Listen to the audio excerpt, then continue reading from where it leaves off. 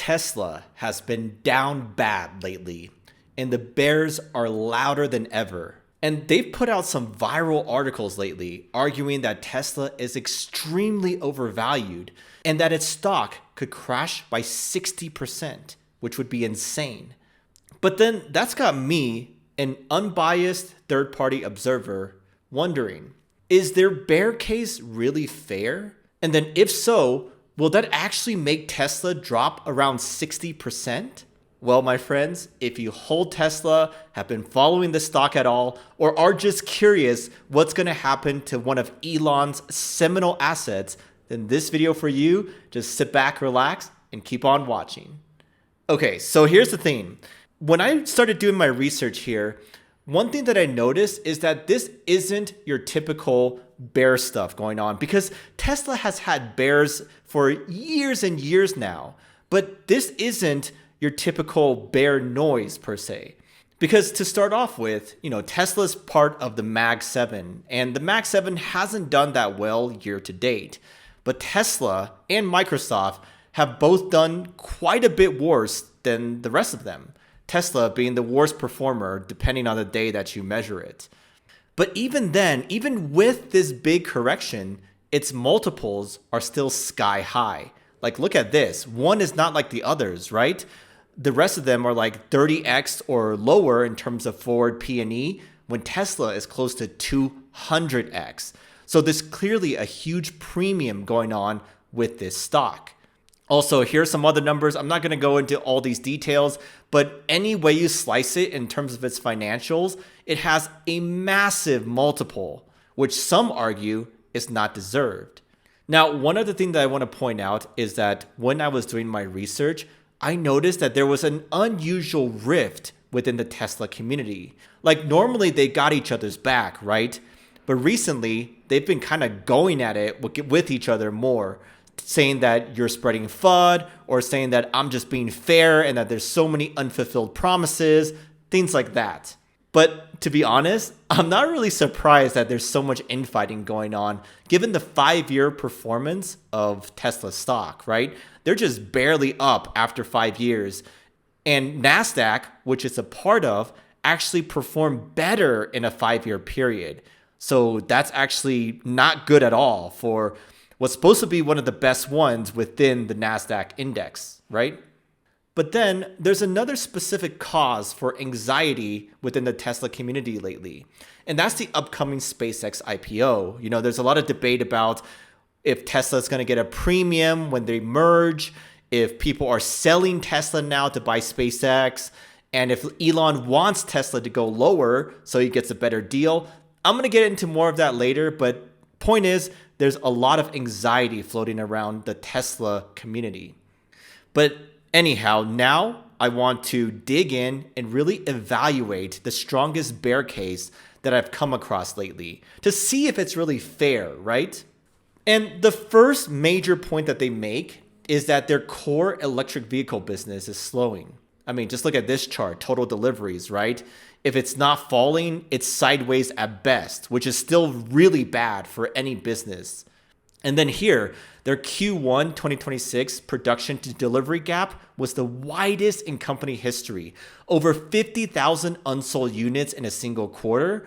And quote, price cuts aren't moving the needle. This is a demand problem, not a pricing problem. Now, one big reason for this is probably the rise of BYD, right? You see how much of the world BYD has taken over as the top EV maker. And then in this chart, you see that BYD beat Tesla in 2025.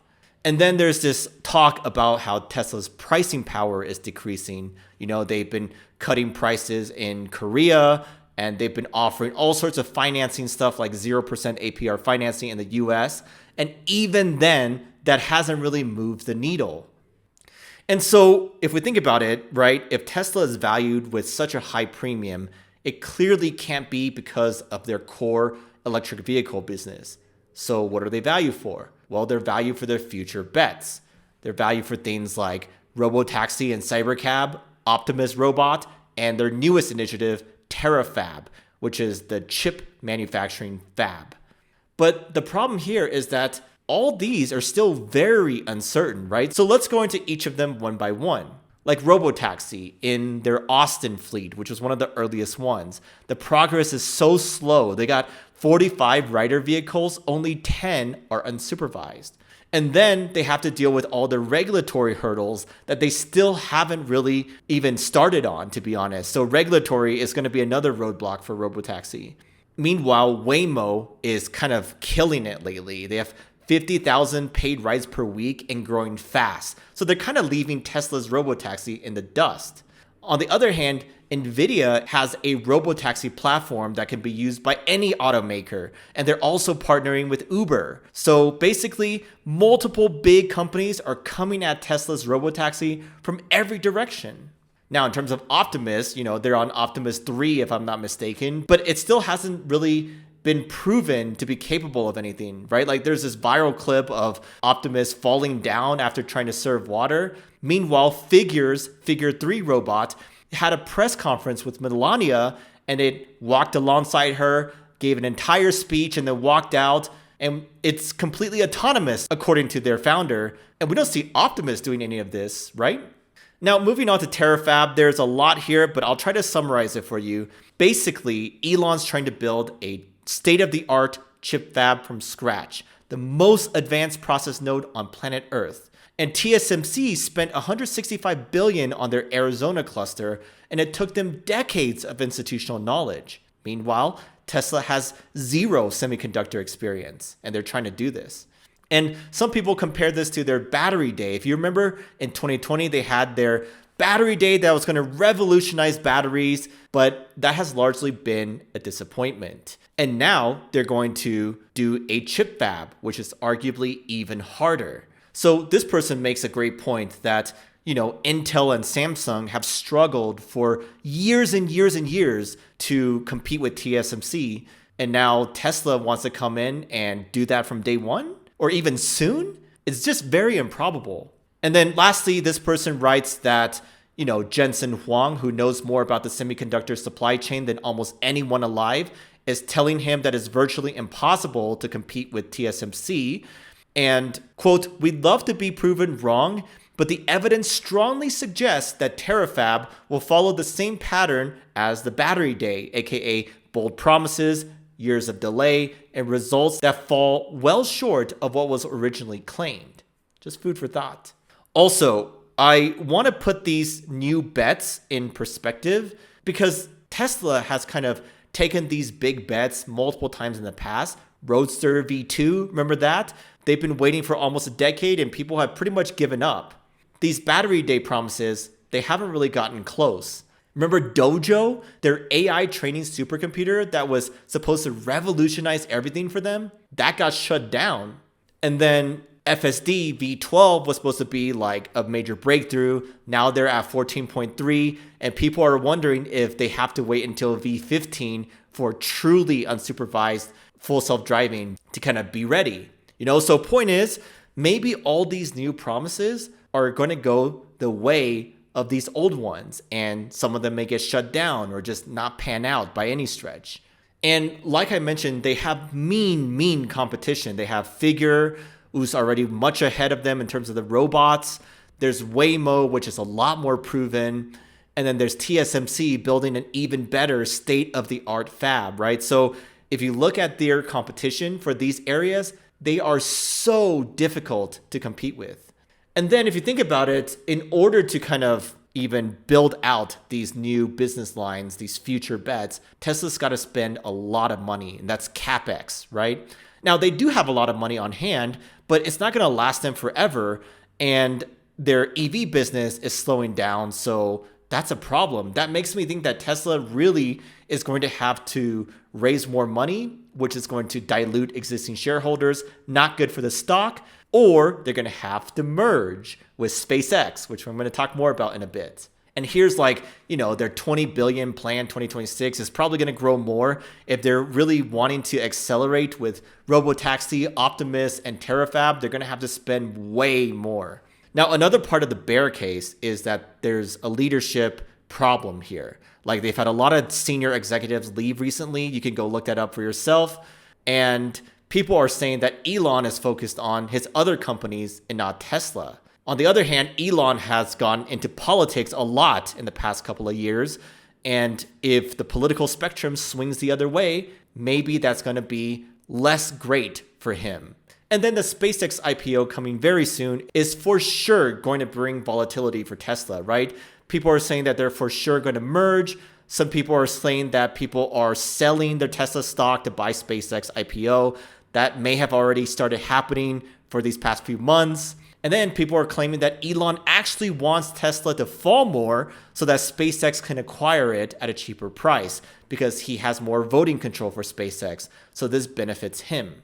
But yeah, there's a lot of things there, but I want to read what McFarlane in one of those viral bear case articles wrote in terms of the conclusion. He wrote that Tesla has a lot of cash, their energy storage business is doing well, and Elon has proven people wrong time and time again. So their thesis is not that Tesla fails. Their thesis is that at this super high multiples, their stock is kind of priced for perfection. And with a lot of unproven future business lines and current evidence that shows that execution is falling short, that's just not great for where their stock is right now. Now, in this channel, I always want to be fair and look at the other side as well. So let's take a look at some of the strongest counter arguments that the bulls have. And the first is that, the bears have a terrible track record. This guy, Ryan Brinkman, wrote the article saying that Tesla was going to drop 60%. Well, he's been betting against Tesla for the better part of a decade, and he's been wrong all along. And then another thing is just that people say don't bet against Elon. People said that their reusable rockets was a dream, but he made it happen. So don't bet against him, right? And then they have some unique advantages for their future business lines. Like for Robotaxi, their approach with just cameras and computer vision makes them able to charge way less for Robotaxi rides as compared to Waymo, which requires LiDAR and radar and all these different sensors on their cars, right? In terms of Optimus, Tesla has an unbeatable manufacturing edge. So they can manufacture millions and millions of Optimus when it's ready, whereas all these other robot companies cannot. And then people told Elon that, Tesla doesn't have chip making experience, right? Well, they brought along Intel in a partnership to help. And then Tesla's energy storage business is doing quite well, so that can help supplant some of the lost income from the EV side potentially. And then another point that the bulls like to make is that everyone loves to do this P&E analysis, but that misses the potential exponential upside. Like, think about it. If any one of these three bets hit, then it could really skyrocket Tesla to a different dimension in terms of revenue, et cetera, et cetera. And then that would make all these big multiples an afterthought. So yeah, my verdict after taking a look at the bear case and the counter arguments and everything, well, I do think the bear case is mostly fair. After all, Tesla does have several fundamental issues and headwinds. So I personally would not buy Tesla stock unless it fell quite a bit more. And I do want to note that these aren't your typical perma-bear arguments, right? Like a lot of these arguments are specific, nuanced, and timely. So in terms of if I think it's going to drop 60%, well, I think that is a little possible given that it already dropped 30% from recent highs, but it ultimately depends on macro. Like if we go back to a risk on period, then Tesla is going to pump and not drop. But if we stay tight, then Tesla could definitely fall further, which is the current trend. After all, it has bearish momentum. There's an options bid that disappeared recently, and there's guaranteed volatility surrounding the SpaceX IPO. Now, in terms of the options bid, I'm not going to go too deep here, but Gordon Johnson shared analysis that a big options player that was kind of propping up Tesla in some way disappeared recently, and that's why Tesla has been grinding lower for the past few months. Now, if you like this type of analysis content where I break down the most interesting topics that retail investors are thinking about, then please give this video a like, subscribe to see more. And also, in terms of the SpaceX IPO, if you're interested to hear how all these mega IPOs are going to affect the broader market, then you gotta watch this video right here.